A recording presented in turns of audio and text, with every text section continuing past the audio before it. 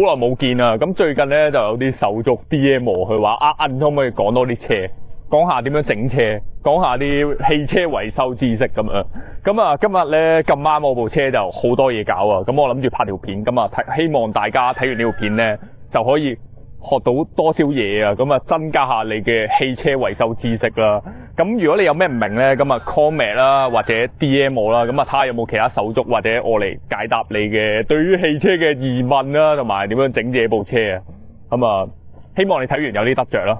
咁啊由淺入深啦，咁就由一啲我認為只要你有手咧就可以做到嘅一啲汽車保養啦。咁你見到依家太陽咁慢，你估下幾多點？係已經去到下晝嘅6點鐘啦，咁啊就嚟進入夜晚嘅時候啦。咁啊因為喺 Calgary 咧日照時間非常長啊，夏天嘅時候啦當然，咁每日16個鐘以上，咁你長時間部車咁樣曬咧，咁啊其實對啲凳啊、dashboard 啊，其實都會好大影響啊。咁啊曬得多咧，佢除咗會甩色之外咧，佢就會裂開啊。咁當你部車個 dashboard 啲皮一裂開咧，咁啊好難搞噶，咁啊好難賣出去之餘咧。咁自己都覺得好肉酸啦，喂大佬裂開晒咁樣，咁 OK 到你賣車嘅時候咧，咁隨時咧跌價都跌翻1-2千蚊啊！咁我俾啲相你睇下，睇唔睇到啊？咁呢啲相係一個 TL 嘅通病啦。咁其實係所有只要你個 dashboard 係皮做嘅一啲車嘅通病啦。一旦你部車咁樣長時間暴曬咧，咁啊遲早都會裂開噶。咁人俾太陽曬住要搽防曬，車都唔例外噶。咁上網咧就買嗰個評價比較好啊，銷量都比較好嘅個 Leather Graphene Ceramic Coating 嘅一支嘢啦。咁中文就係對皮嘅一個石墨烯陶瓷塗層啦。咁佢聲稱咧搽咗上去就有5年嘅 protection。咁理論上我搽咗上去咧5年內個 dashboard 都唔會裂㗎啦。咁啊再俾大家睇下啲相。咁啊個 dashboard 一裂開咧就好鬼樣衰嘅。咁啊，今日就試下呢支嘢得唔得啦？咁可能你會好好奇啊，咁點解攞對鞋出嚟嘅咧？咁啊，因為我唔想一嚟就搽落部車度啊，陣間炒咗咧，咁啊好大鑊㗎，因為我都未用過啊嘛。咁一開盒咧係有支leather cleaner 啦，咁啊嗰支 coating 啦，咁仲有啲毛巾啦，咁啊幫你上落啲皮度咁樣。上完啦，咁就係上層油上去啦，你見到已經係靚咗好多啦，成對鞋。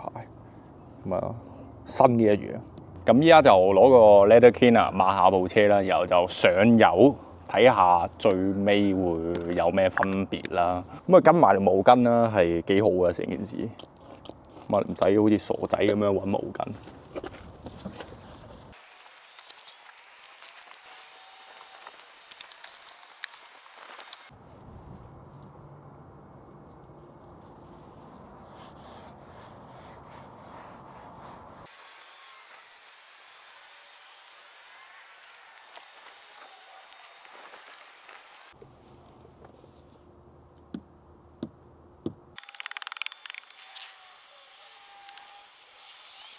咁搽完支 Graphene Ceramic Coating 上去咧，你已經係 feel 到成個 dashboard 係靚咗好多啦。咁因為佢係喺上面鋪多層塗層啦，咁啊幫佢做一個防曬咁樣。咁標榜咧係有5年嘅 protection 啦。咁呢5年咧我都唔使擔心個 dashboard 會裂開啦。咁啊遲啲賣咧都可以賣翻個好價錢啊。咁跟住落嚟咧就講下點樣拉車 cam 啊。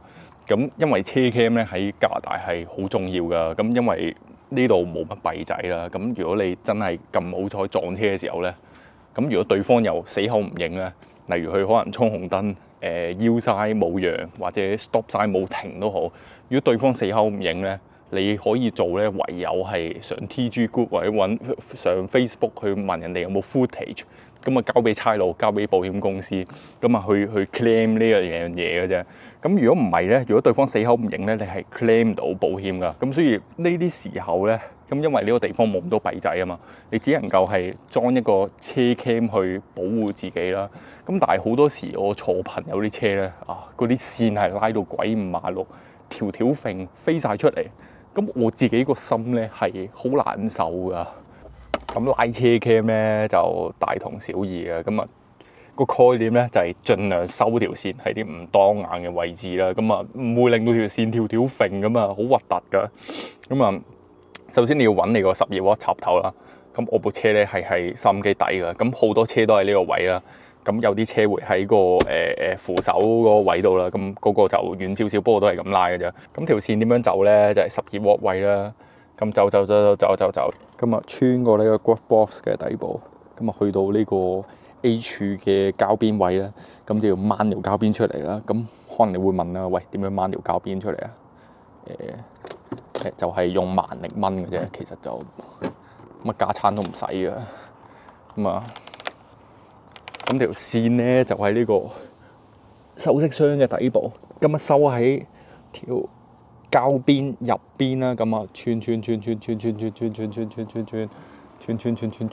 跟住去到呢個 A 柱位啊，咁就其實你見到有少少罅仔嘅，咁你就可以用一啲通常車 cam 佢會有送嘅，咁佢會有個夾啊，咁你係攝條線入去啦，咁啊攝，跟住咁樣行上嚟啦 A 柱，咁啊去到呢個位咧。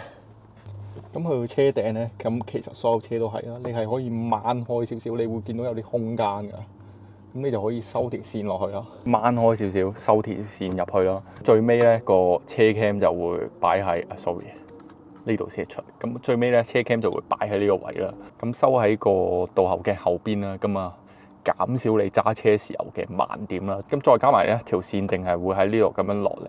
咁露少少線頭嘅啫，咁啊有啲朋友例如佢就會可能係裝喺呢個位，咁就唔會無啦啦嚇有條線喺收音機上嚟咁樣吊住，咁啊好核突㗎成件事。12W嘅插頭啦，咁就插落去。咁呢條 Type C 線咧，轉頭係插到個 cam 度嘅。咁呢個位咧，基本上就無法避免㗎啦。你想靚少少，可能會攝喺條內飾板入邊啦，咁啊會好少少啦。但係呢度有個重點嘅概念啦，就係好多人會可能綁條索帶咁樣索住呢個位咧，其實就唔使噶，因為個底咧通常都有啲位俾你去晾住條線啦。咁我裝過大部分車都有啦。咁我部車咧見到個 glove box 底部係有呢個鐵鈎嘅較位啦，你唔需要知係咩嚟噶，我都唔知係咩嚟噶。咁 anyway 咧，我就會利用佢嚟穿條線過去啦，咁就令條線有個支點，就唔會令到佢條條揈嘅。咁假設我穿咗呢個位仲係條條揈咧，我就會加條索帶咁樣綁住條線，咁樣一走條線咧就會完全收死喺裏邊咧，就會靚仔好多啦。咁你拉車 cam 嘅時候都係趴低咁啊，睇下 glove box 底下有冇位俾你勾住條線啦。咁10部車有10部車都有㗎啦。咁我依家就將個 Type C 嘅線頭咧，咁啊穿過我啱啱指嗰個位啦，應該係呢度，咁就穿過去。咁你見到條線係晾住咗㗎啦。咁呢個位晾住咗嘅同時咧，咁左邊條線咧都唔會條條揈啦。咁如果你再想穩陣啲咧，就係下邊揾個好似我咁嗰個位，咁啊綁條索帶索住條線啦。咁我啱啱穿咗呢個窿啦，咁就再喺右邊揾下冇第二個啲咁嘅較位俾你晾住條線啦。咁一穿過去咧，條線嘅就會咁樣收咗喺下邊，咁啊好穩陣噶啦。咁唔一定嘅，其實一個位都夠噶啦。咁我試下放條線上去睇下咩樣先。咁啊，啱啱拆咗膠邊啦，咁啊沿住條 A 柱一路上，咁就一路上。咁每一部車嘅 A 柱咧都有個較位噶，咁轉頭就攝落呢個較位度，由身去擋風玻璃嗰個位啦。咁好似 A 柱呢個位咧，你見到條線係你攞手係可能掹唔到入去啊。咁呢啲就好簡單嘅啫，你可以攞去嗰個橙色膠又好。或者好似我咁都好啦，咁啊求其攞張卡仔，咁啊撬入去嘅啫。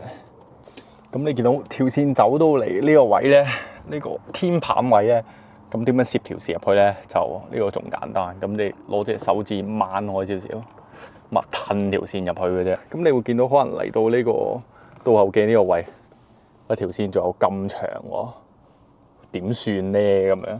條線咁樣條條揈咗咁長喎，咁點度咧？咁啊上翻嚟呢度啦，咁就預翻呢個位，咁啊你大概係要咁短嘅啫，嚇，咁啊預翻呢個長度啦，咁就開始喺上邊攝翻落去啦。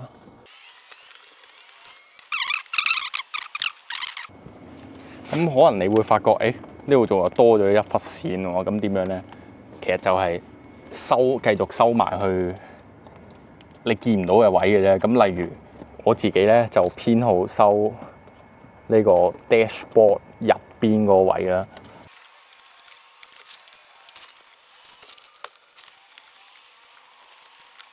條 A 柱咧就唔好裝翻上去住，因為你仲要裝後 cam 噶。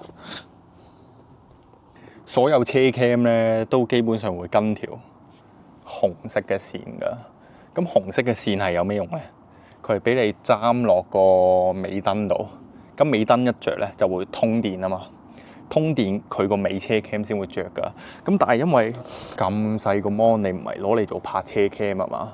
咁我建議如果你真係想泊車 cam 咧，咁係另裝一個 mon 啦。咁啊，同埋如果你擔咗呢條線落個尾燈度嘅後果係，咁佢後錄影個功能咧就會冇咗噶。咁因為我唔需要啦，咁所以一嚟，如果你好似我咁咧，就可以將條紅色線咁啊剪咗佢噶，咁啊唔使煩，因為我唔會攞個 cam 嚟做泊車 cam 噶嘛。相同概念啦，呢個係泊車 cam 插入個車 cam 度嗰個插頭啦。咁你就要咧預位啦，開始。咁大概就係咁啦。你遇到泊車 cam 條線係要咁長嘅啫，跟住你又開始預位啦。咁樣走，入到 A 柱度。啱啱已經係攝咗條線入 A 柱啦，咁就都係咁樣走嘅啫。跟住去到呢個位咧，就攝一攝落條 B 柱度，頂一頂住佢啦。跟住你就可以閂翻 A 柱條膠邊噶啦。OK， 咁你又見到條膠邊咧係嚴絲合縫噶。咁嚟到 B 柱呢個位咧，見到其實條線已經係攝咗一半噶啦。咁其實概念都一樣，咁啊攝條線過去嘅啫。咁你見到已經去咗尾門個膠邊嗰度噶啦。咁個概念咧都一樣嘅啫。咁啊繼續攝落啲罅位度啦。你有必要咧就可以掹開個天棚，嚟到呢個係尾門啦。咁呢個位咧就叫做 C 柱啦。咁都係將條線攝入去嘅啫。咁因為條線咧永遠都係預多俾你嘅，尤其你係揸士丹或 SUV 一啲比較短嘅車啦。咁除非你係揸啲好長嘅車，例如有唔知5、6道門嗰啲車，咁你先要唔使預位嘅啫。嗱，我呢個尾 cam 啦，咁我到時會咁樣黐落去嘅。咁因為佢都係有條線噶啦，所以你要大概預呢條線同我條尾 cam 線駁咗之後，大概喺呢個位，咁我就會轉頭就會收翻入去啦。咁就唔會見到個線頭噶啦。咁所以當我條尾 cam 線嚟到呢個位咧，你見到仲有成紮線噶，落個 C 柱天棚位啦。跟住就差唔多啦，收到就走翻 C 柱啦，又過翻去我哋嘅 target 嘅一個位置。OK， 咁啊搞掂噶啦，就攝落天棚度，又駁翻個尾 cam 同頭 cam 咧就搞掂。咁最尾就着車試試個 cam 啦，因為我買呢個咧就有3個鏡頭啊，見到1、2、3，咁啊轉一轉去又得。1、2、3，咁因為呢度係影車裏邊噶啦，咁呢度有個影車出邊噶啦。同埋啱啱拉嗰個尾 cam 啦，咁所以有3個鏡頭，咁你見到3個鏡頭都 work 噶。跟住咧就會教下大家點樣換部車嘅皮帶啦，即係 serpentine belt 啦，就唔係 timing belt。timing belt 可能會有啲複雜啦。咁換呢條皮帶咧，一般出面都收200零蚊啊，就唔平嘅。咁但係其實係一樣好簡單嘅嘢啦。咁開頭咧就唔講點樣整住先，講下點樣你判斷條皮帶係要換啦。嚟到皮帶呢個位咧，如果擺支咪埋，貼近呢條皮帶度聽啦，咁你會聽到啲嘅聲嘅。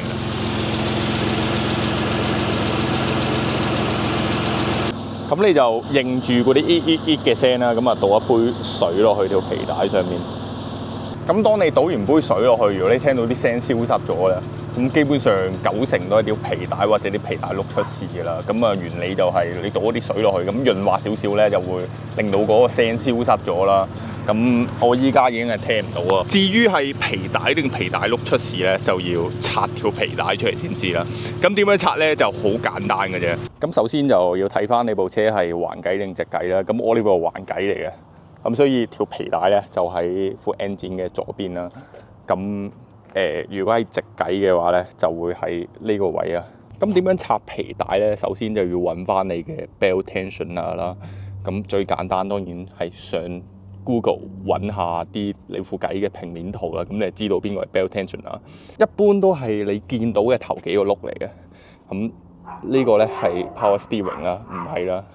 咁呢個好明顯係打藍帽啦 ，alternator 啦。咁呢個轆都唔係啦。咁就基本上係剩低呢一個轆嘅啫。咁佢中間咧就有個六角形嘅螺絲啦。咁啊 depends 你部車個 belt tensioner 個螺絲嘅 size 係幾多啦。咁我呢部車係14嚟嘅，咁一般都係14到17嘅啫。咁因為其實左邊呢個位咧就好窄㗎，如果係橫計嘅話。如果你用 ratchet 即係嗰啲拉拉柄咧，個波頭太大就未必入到去㗎。咁如果有短柄咁啊，通常得啦。咁所以就最好有一支呢啲叫咩你知嘅？咁我啱啱上 ChatGPT 睇啦，佢話叫做梅花板手咁樣，係咪應該叫梅花士巴拿啦？咁我唔知我唔知叫咩㗎。咁啊呢啲有咩好處咧？就係佢係比較長少少啦。咁越長係越好嘅，因為其實嗰嚿嘢你係需要好大力去拆啦。咁你越長個 leverage 越大咧，咁你就越輕鬆去拆啦。咁我就試下就咁用呢支拆唔拆到啦。不過其實喺拆之前咧，就有樣嘢好緊要噶。咁你就係要畫幅路線圖啦。咁你記低條皮帶係點走嘅。咁首先咧，你就畫晒你所有皮帶碌啦。每部車唔同啦。咁如果你嫌麻煩咧，你都可以上網睇下有冇嗰個皮帶嘅走向圖啦。咁就首先 power steering 就咁樣落嚟嘅。power steering 咧就會咁樣兜個 belt tensioner，再落去呢個應該係連動 timing chain cover 嗰個轆啦，跟住上翻冷氣泵，再兜個 belt tensioner 下邊嗰個轆啦，就上翻 alternator 嘅。咁大概咧，我條皮帶轉頭就會咁樣上嘅。咁個概念咧就係俾你知道個皮帶點行啦。咁首先你裝條 belt 之前咧，就要上晒其他位先，漏空個 belt tensioner，然後轉頭就一嘢掹開佢，攝條皮帶入去嘅啫。跟住就攞呢支，因為我粒螺絲係14噶嘛，咁啊攞支14嘅士巴拿，咁啊懟落個 belt tensioner 度，跟住就掹下睇下喐唔喐啦。咁唔喐咧就代表槓桿就唔夠，咁係逆時針推落去啦。咁呢度推到最頂咧，你見到條皮帶係鬆鬆地㗎啦，咁啊鬆一個轆啦，咁基本上鬆一個轆咧就鬆晒㗎啦，咁就條皮帶咧就已經係出咗嚟㗎啦。咁通常你第一下鬆邊個轆咧，就鬆你最就手嗰個啦。咁我最就手係 power steering 啊。咁我部車咧條皮帶特別長啊。咁首先就望下佢啦，望下佢咩樣啊。咁如果你夾硬去支一支佢，你會見到條皮帶係好多裂痕噶。咁啊拆咗條皮帶，其實你第一樣嘢要做嘅咧，就係攞你新嗰條皮帶咧對一對個 size 睇下啱唔啱啊。咁啊，因為我曾經試過咧去某間 Cambodian Tire 買啦，佢係俾錯咗我噶。咁點樣對咧？咁就兩條新嘅皮帶啦。咁啊係咁以拉睇下個 size 啱唔啱啦。咁望落係冇乜問題嘅，仲有一樣嘢要做嘅。咁你就每一個轆轉一轉佢，咁啊前後推一推佢，睇下佢有冇空位啦。咁其實就係 inspect 呢個 pulley 係咪一個好嘅 condition 啦。咁就每個轆都轉一轉佢啦，聽下有冇啲聲啊，一啲怪聲，一啲行得唔順嘅聲啦。咁如果佢行得唔順嘅話咧，就代表嗰個轆都要換噶啦。跟住點樣裝水咧？我又攞翻張圖出嚟啦。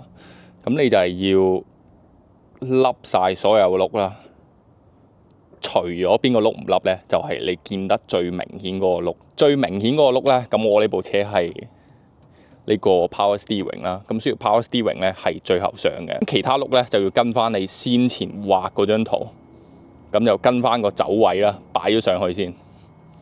咁點解係咁走咧？因為你最後上嗰下，你係要再掹開我啱指嗰個 belt tensioner 啦。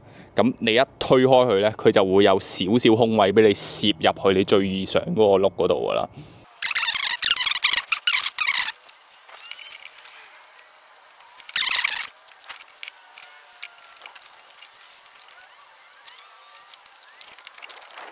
咁啊，因為我啱啱發覺咧，如果你見到咧，我 Power Steering 咧其實都幾難上嘅。咁因為呢個位咧好窄啊。咁如果我最後上個 Power Steering 咧，應該係好難嘅，咁所以就行 Plan B 啦。我就 Power Steering 就先上咗上去先。咁我依家就上晒包括 Power Steering 同埋其他所有轆噶啦。咁你見到條皮帶就咁上咧，係差少少入唔到去呢個打臨模度啦。咁啊，因為我要再次掹開呢個 belt tensioner，然後再一嘢攝條皮帶入去啊。咁嘅概念係咁啦，但係做之前就再次對下啲其他啲皮帶轆有冇上實啦，有冇喺條坑裏邊啦。咁你鬆嘅時候咧，右手一定要掹緊條皮帶啦，因為下邊啲轆就會跟住一齊鬆噶啦。咁我睇下邊隻手就手啲先。咁再講多次啦，如果你有長啲嘅士巴拿咧，咁就好裝好多噶。唔好見我裝得咁辛苦啊，因為我呢支太短啦。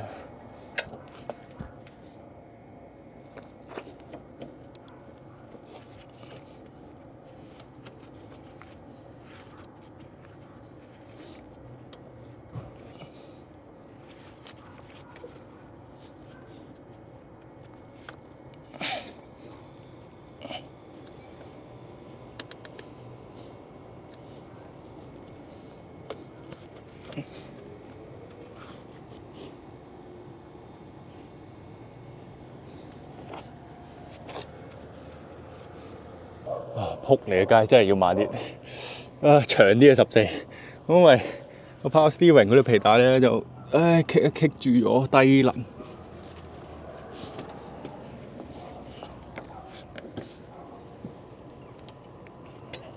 得。OK， 條皮帶咧就上好啦，咁就 check 一 check 啲入啲坑係咪入得靚啦。